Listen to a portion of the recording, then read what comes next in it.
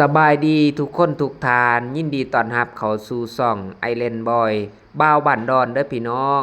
มื้อนี้พาพี่น้องมาเบิ่งบรรยากาศงานรองอยู่ที่เมืองสนะสมบูรณ์แข้งจำปาสักเด้อพี่น้องเด้อเป็นงานแต่งงานรองหมู่เนาะเคยความทุกข์ความสุขนำกันเนาะเคยเฮ็ดเวียกนำกันว่าซั่นซะเนาะมื้อนี้เพิ่นได้สร้างครอบครัวใหม่อยู่ที่เมืองสนะสมบูรณ์แข้งจำปาสัก มื้อนี้ก็เลยมายินดีน้ำเพลินเนาะอันนี้ก็คือบรรยากาศการแห่เขยเข้าไปในงานเด้อพี่น้องเด้อการแห่เขยเข้าไปในเฮือนเนาะอันนี้ก็จักหน่อยไปเบิ่งบรรยากาศการสู่ขวัญเนาะการลงรองเนาะว่าสิเป็นแนวใดอยู่ในงานเนาะมื้อนี้มากับสาวไก่แก้วร้อนคอนเด้อพี่น้องเด้อโอเคเชิญทุกคนเข้าไปเบิ่งในงานเลยเนาะว่าสิเป็นแนวใดเนาะ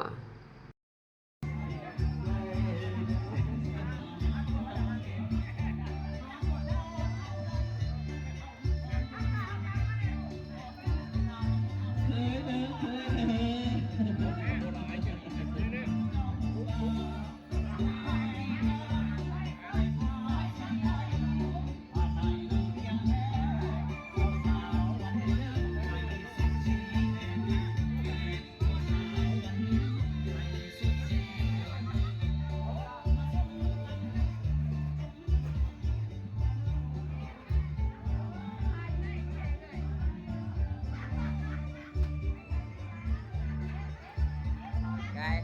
มื้อนี้ยังเห็นแต่ง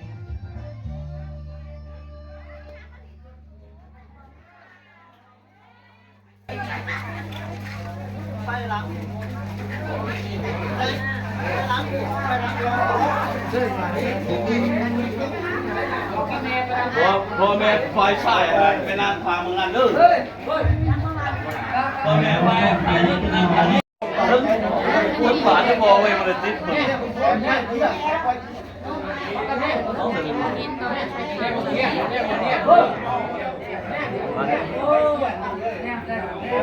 มาบัดซอนที่มันได้ใส่หูมันแต่ภาพไฟนี่เงินมาครับนะน้ำหนัก2 สลึงด้วยนะไม่เพื่อให้2 สลึงเลยได้พี่น้องไม่รักเขาเย้บาท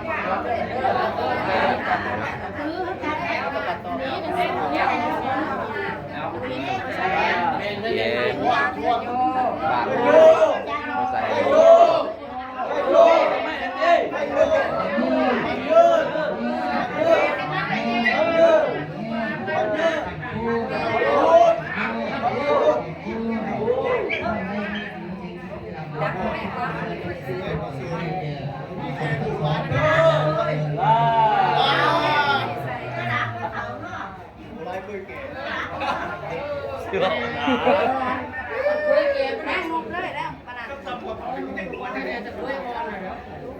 เฮ้ยพวกไหนนั่งอยู่ไหนแกร้ายกว่าอะไรเนาะเฮ้ยแกร้ายกว่าเนาะ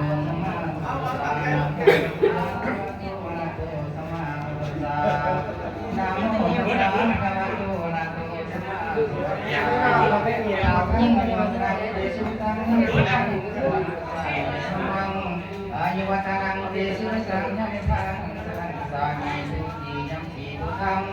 อายุวัฒนังเตชิสังยังพังสนังสามีสุขียังขีทุทัง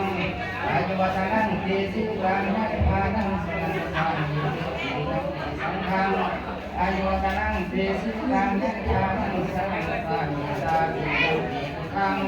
อายุวัฒนังเตชิสังยังพังสนังสามีสามียังขีสังฆังอายุวัฒนังเตชิสังยังพัง Bắn bóng quá hả? Nếu mà cưới con cái mà chồng con bớt chồng cái con khâu lá không phải con anh hay con khâu lá hay con khâu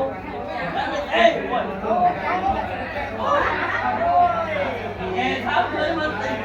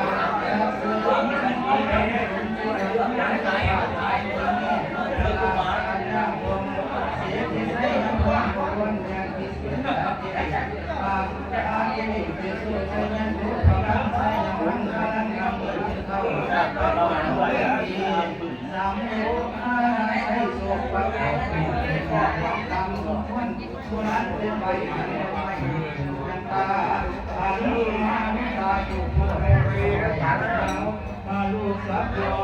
ลูกสับลาข้าข้าข้าบนเป็นดีจังดีเนี่ยจังดีเนี่ยจังดีบนน้ำที่ไม่ฟ้าพงชัวร์นักข่อยกูนักข่อยไก่โลด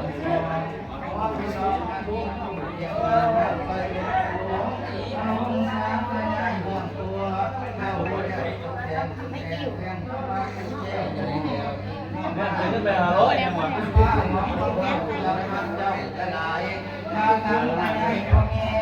เอาแก่พ่อขอสาวงามมาสวยดวงพัดตัวเรื่องสูงหัวไม่ได้มาสวยพ่อเพิ่มตั้งใส่เดี๋ยวมีเลี้ยนเทียนใส่เป็นหัวนั่นเทียนใส่คุณเราโอ้โหเอาลำที่บนนะครับมักนี่คอยจะขึ้นเอาหัวจะมาเสียมาอยู่บนตัวมาอยู่กับหัวมาอยู่ในเชียงคอยจะเชิญเอา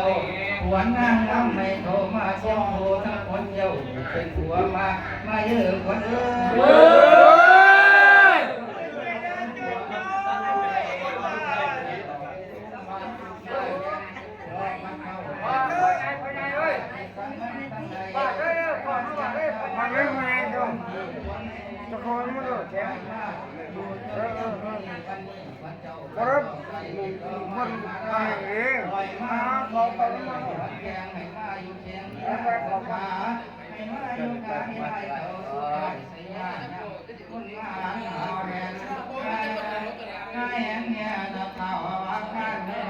มันคือเกินแค่เจ้าเกินหานั่งจิงหัวหานั่งโคตรนาเขาเรียกหลักที่วังไม่ว่าจะมีนางให้สมควรรบกระบวนแสนแจ้งไว้แวงให้เป็นผู้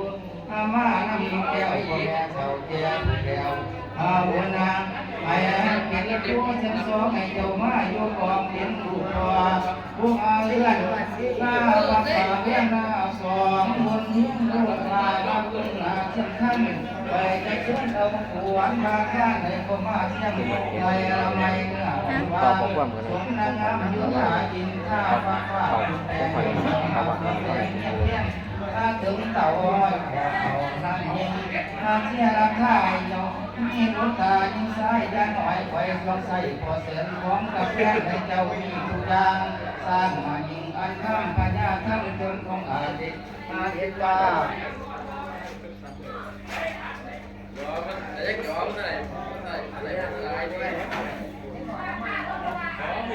เรียนกาดีข้าตายก็มาก็ไว้กินข้าทานไว้ก้อนเป็นคำสอนทั้งโลกกันเดียวมาควรคือลังสวรรค์มาตั้งแกงดินข้าเข้าแปลงไปสอนหลอกไม่ส้มมาหลอกไม่ซ้อนจะเข้าไปจะเสื่อมควรเข้าตัวเข้าตัวลาเยอะวันแห่งขัด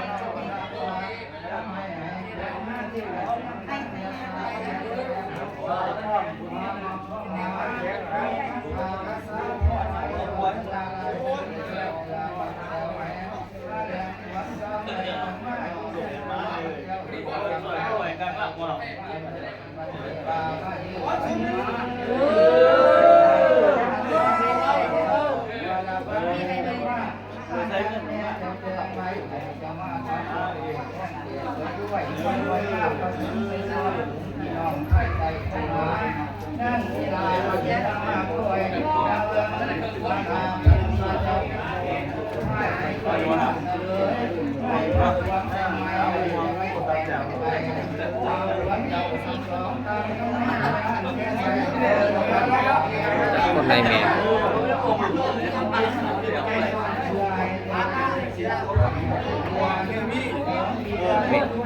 เมียถามลง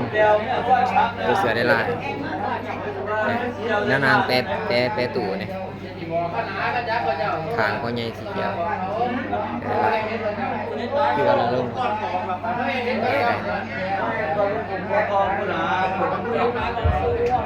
เสียงเยอะ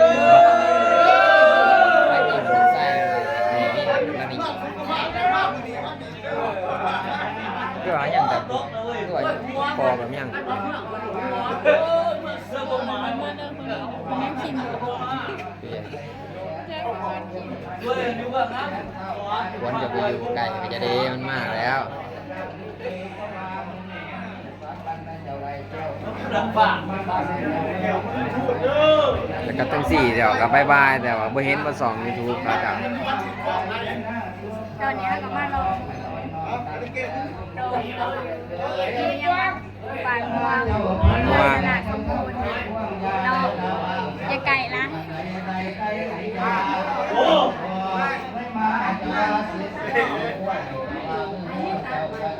เฮ้ย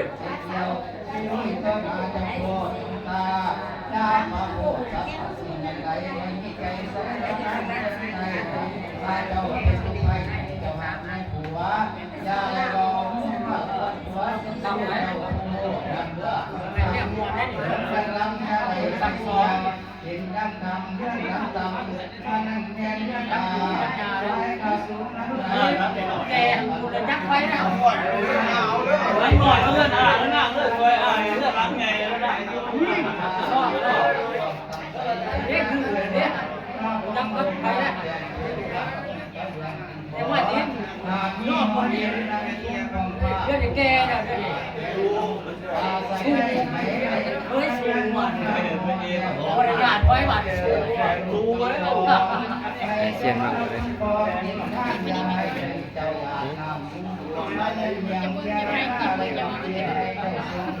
เราเบาแล้วมันกันเงยกันไปได้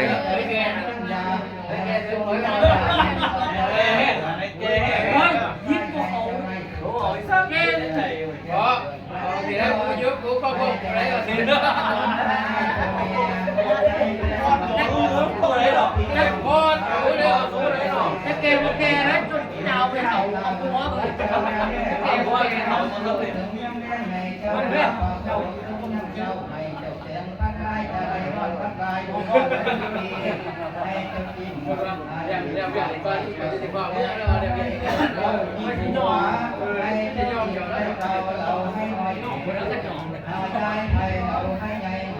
ชื่อหรอวะมึงชื่อหรอ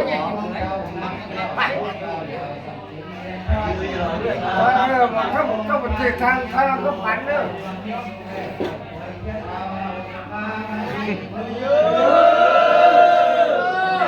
โอ้ยนี่ละ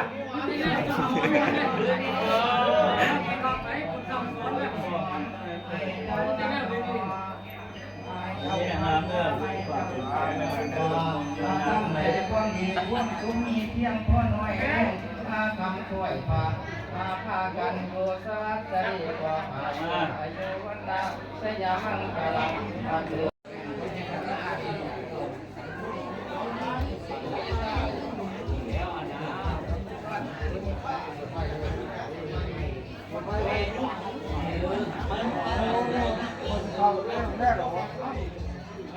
และนี่ก็คือบรรยากาศ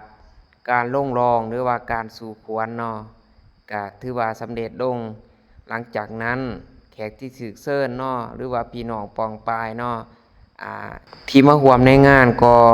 ร่วมกันผูกแขนแสดงความยินดีกับ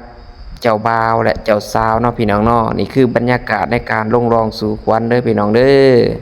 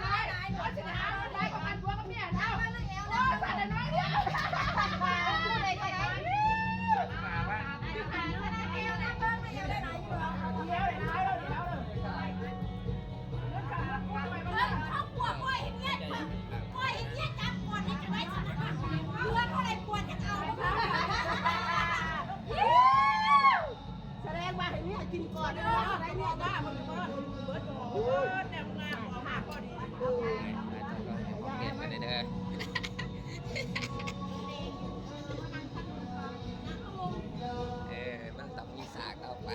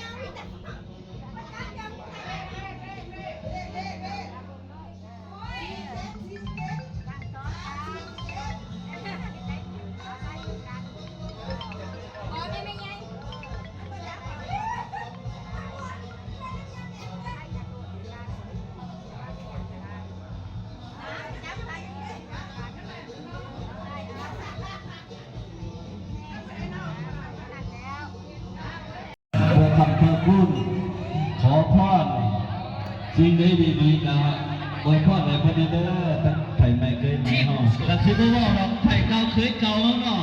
มันศาสิกาจะเคยสวย โคตรแจ๋วปั๊บจะได้ อาคอยสุดด้วยครูบาสาวเนาะ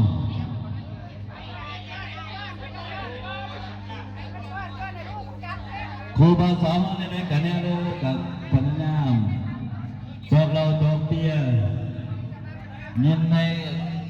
แขกผู้เสด็จเชิญมาอยู่ในงานนี้กับเพื่อเป็นสักขีพยานในแก่ผู้สรุปแม่เนาะมีหนักกินน้อย หลังจากเสร็จพิธีแล้วทางเจ้าภาพก็เชิญแขกที่มาร่วมในงานรับประทานอาหารร่วมกันเนาะ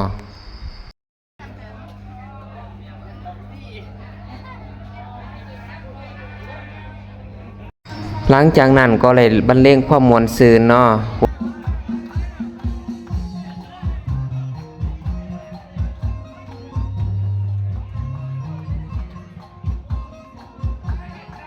บรรดาทีมงานเฮาที่ว่ามานำกันก็ได้พากันออกมาเต้นเนาะ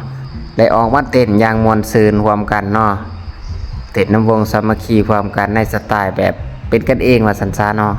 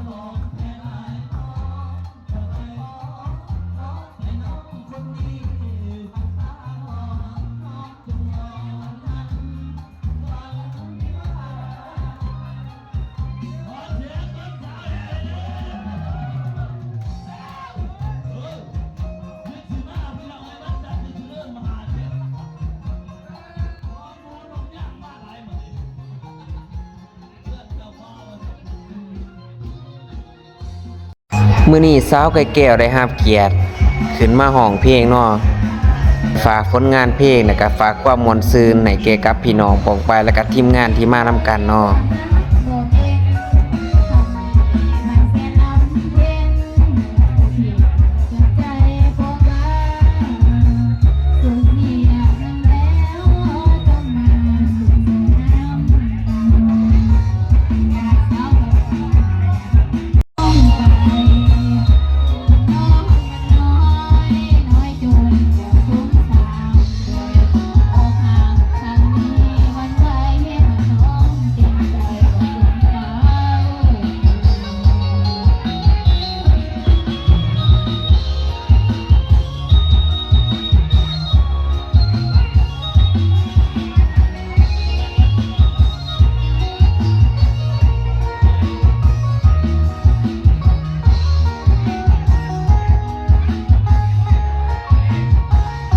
ในตอนสุดท้ายซอกไก่ก็ได้รับ การแจกติ๊บสนั่นเลยครับสาวไก่แก้วเสียงดี